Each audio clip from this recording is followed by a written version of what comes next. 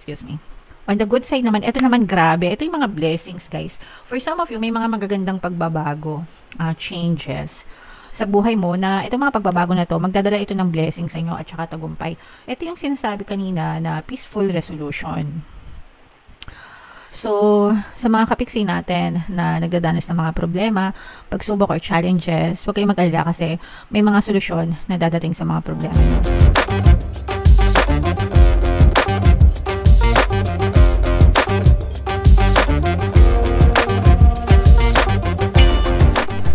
Hello guys, hello Taurus, welcome back to Pinoy Pixie Tarot. Ang pamagat ng episode natin for tonight is monthly Taroscope para ngayong October para sa Taurus, Sun, Moon, Rising, Sign, and Venus. Sa dulo ng video guys, magkakaroon tayo ng yes or no pick a card reading. Ito yung deck na gagamitin natin. Pwede kayo magtanong ng isang tanong answerable by yes or no.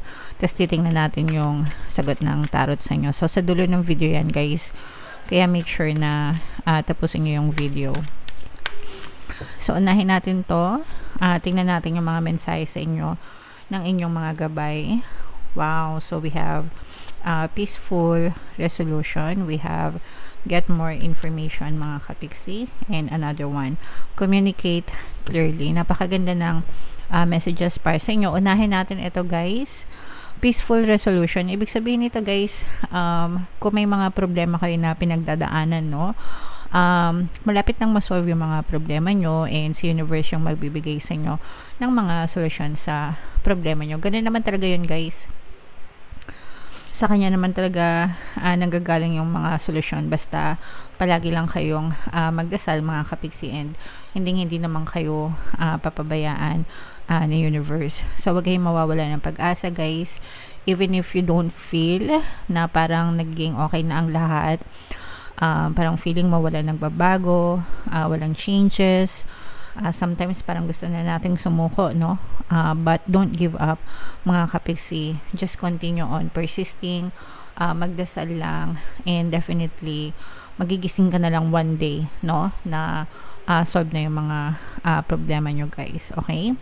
And then ito naman, communicate clearly and get more information. Parang magkarugtong siya mga kapiksi, especially if you are working on something, no?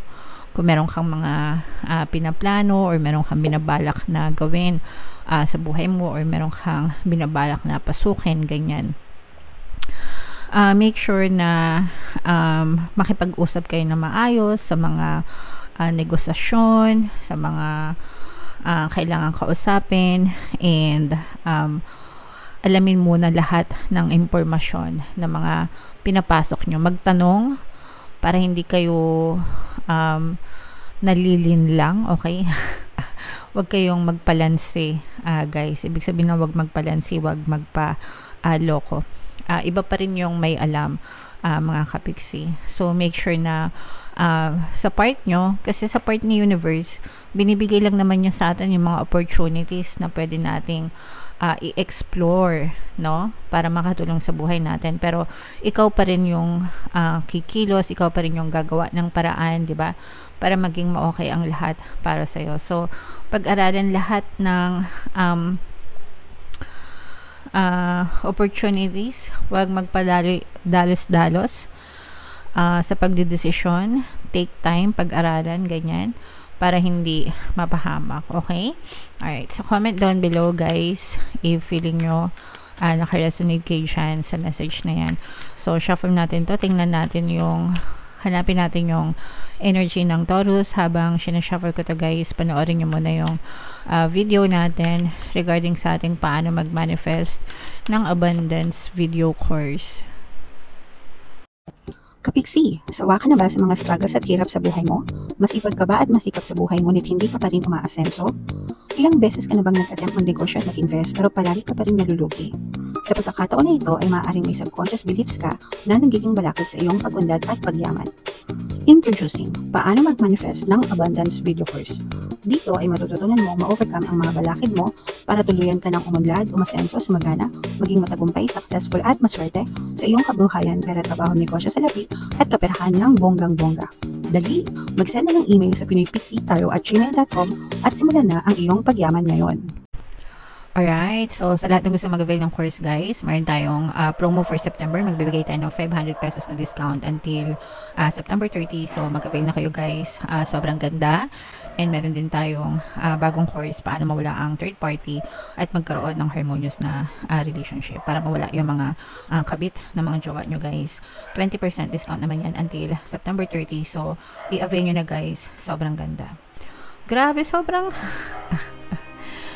ganda ng spread nyo. Oh, guys, grabe to. Grabe. Wow, okay. So, meron ditong presence ng water sign, Cancer, Pisces, Scorpio, masculine and feminine energy, mga kapiksi. For some of you, maaaring may water element kayo sa inyong natal chart or you may be dealing with a water sign. So, unahin muna natin yung negative, no? Kasi for some of you, you may be dealing with a toxic person. Ito mga kapiksi, feeling ko toxic person ito. Parang merong isang toxic na tao. Pwede ring sitwasyon, mga kapiksi. Pero yung sitwasyon naman, nagiging toxic yun. Depende pa rin sa tao, di ba? So, for some of you, Taurus, feeling ko you may be dealing with a very toxic person. And itong person na to guys, parang meron siyang kinalaman sa past mo pa, no? So, pwedeng ex na nanggugulo, jowa na nanggugulo, o kaya kakilala mo, kasamaan mo sa trabaho, dati, ganyan. Or pwedeng magsama pa rin kayo sa trabaho, pero parang merong kayong past na iringan na hindi pa nasusolve until now. So, parang meron kayong past issue na parang hindi pa siya closed door. Para dun sa person na yon. And for some of you, parang feeling ko hinaharas kayo nitong tao na to, no? So, kung ano mang klaseng harassment, pwedeng nagpaparinig siya sa social media, pwedeng chinachat ka niya direkta, pwedeng nagko-comment ng parang basher ang peg nitong person na to. Pero, this is a very toxic person na wag niyong pansinin. Kasi, kapag pinansin nyo, matitrigger lang kayo lalo. Okay? Especially kung past na. Siya yung hindi maka-move on. Actually, hindi kayo. Siya yung hindi maka-move on. So, hayaan nyo siya. Huwag kayo magpa-stress dahil sa kanya, guys. Okay? Excuse me. On the good side naman, ito naman grabe. Ito yung mga blessings, guys. For some of you, may mga magagandang pagbabago. Changes sa buhay mo na itong mga pagbabago na to, magdadala ito ng blessing sa inyo at saka tagumpay. Ito yung sinasabi kanina na peaceful resolution. So, sa mga kapiksi natin na nagdadanas ng mga problema, pagsubok or challenges, huwag kayong mag-alala kasi may mga solusyon na dadating sa mga problema nyo. Magbabago yung takbo ng buhay mo. And kapag nagsimulang magbago yung takbo ng buhay mo, doon mo na mararamdaman yung pagpasok ng blessings, kasaganaan, pagpapala, and magtutuloy-tuloy yan hanggang sa fully makarecover ka, no? Fully masolve yung mga problema mo. So, lahat ito guys, i-mind mo na yan. Mind, peaceful resolution, mind, blessings, mind, pagbabago, mind, success, at tagumpay. For some of you guys, feeling meron ding magpaparamdam sa inyo. Magpaparamdam. So, pwedeng may mag-confess ng kanilang nararamdaman sa inyo. Love confession ito. Sa mga single, parang merong magtatapat. Secret admirer, na parang etong tao na to, matagal ka na nitong hinahangaan, pero parang hindi siya magkaroon ng lakas ng loob para magtapat sa'yo. Pero parang right now, may nagpupush sa kanya na mag-confess sa'yo. Okay? So, yee, haba ng hair. What else? Ito guys, ito yung feeling ko, yung sinasabi ko sa inyo kanina na merong naiinis sa'yo, no? Na minamatyagan yung bawat kilos mo. Water sign energy, air sign energy, Aquarius, Gemini, Libra. Meron kayong conflict nitong, sabi ko nga sa inyo, meron kayong unresolved conflict nitong person na to. So, parang nakabantay ito, at saka parang feeling ko nagre-recruit ito. Nagre-recruit ito ng mga basher mo, nagre-recruit ito ng mga magagalit sa'yo. This person is very lonely. Siya yung malungkot actually. Kasi nga sabi ko sa inyo, hindi siya maka-move on eh. Gusto niya idamay ka. Hindi siya masaya na masaya ka, hindi siya masaya na naka-move on ka. Pero feeling ko, siya yung may kasalanan nito. Siya yung may kasalanan, pero siya yung hindi maka-move on sa sitwasyon nyo, okay? So, if meron kang ganito, pero tsaka sabi ko nga sa inyo guys, mag-ingat kayo. Kasi parang nakamatsyag ito sa'yo, so parang, tsaka madaming mata na nakatingin sa'yo, so parang, baka nagkakalat ito ng mga negative na balita tungkol sa'yo, tapos sasabihin no, parang inoobserbahan ka nila, tapos pag may nakita silang hindi maganda sa'yo, ay oo nga, tama nga si ano, mga ganun. So wag nyong isatisfy yung kanilang curiosity. Hayaan nyo sila mga kapiksi. Alright? Okay, so comment down below if feeling nyo naka-resonate kayo dyan guys. Punta tayo dito sa inyong yes or no pick a card reading. Pero yung mga positive na sabi ko sa inyo guys, yan, i-mind nyo lahat yan. Mga peaceful resolution na yan, mga blessings, asan ba yan? Yan, mga blessings, pagbabago, at saka yung success and tagumpay. Kasi yan talaga yung very positive na energy sa reading mo. So, i-claim mo na yan. Sa comment section, i-mind mo. Tapos, mag-affirm ka everyday. Dapat everyday nag-affirm. It's a daily habit na ginagawa para makatulong sa inyo ma-reprogram ang inyong subconscious mind. Okay? So,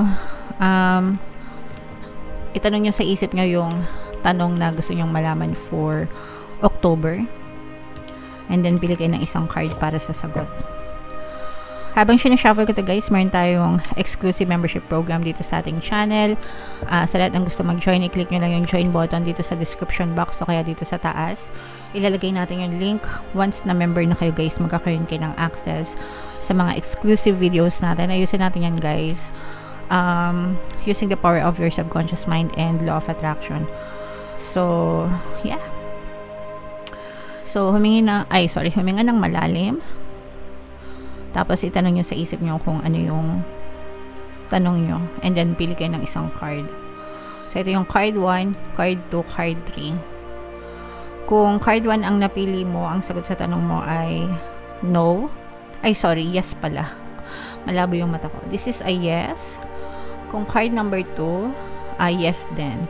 And kung card number 3, yes din mga kapiksi. Alright? So, yeah. Comment down below guys if feeling nyo naka-resonate kayo dyan. And i-mind nyo na yung mga imamind nyo. Huwag nyo kalimutan guys makinig ng ating mga pampaswerte subliminals, no? Para matulungan kayo magbago talaga yung buhay nyo sa magana. Ito yung playlist mga kapiksi. Ito yung ating 2025 kapalaran. Pakinggan nyo na. And ito naman yung ating success stories ng paano mag-manifest ng abundance video course. Click here to subscribe guys. Thank you for liking, sharing, and subscribing. I love you all. Have a nice day. Bye-bye.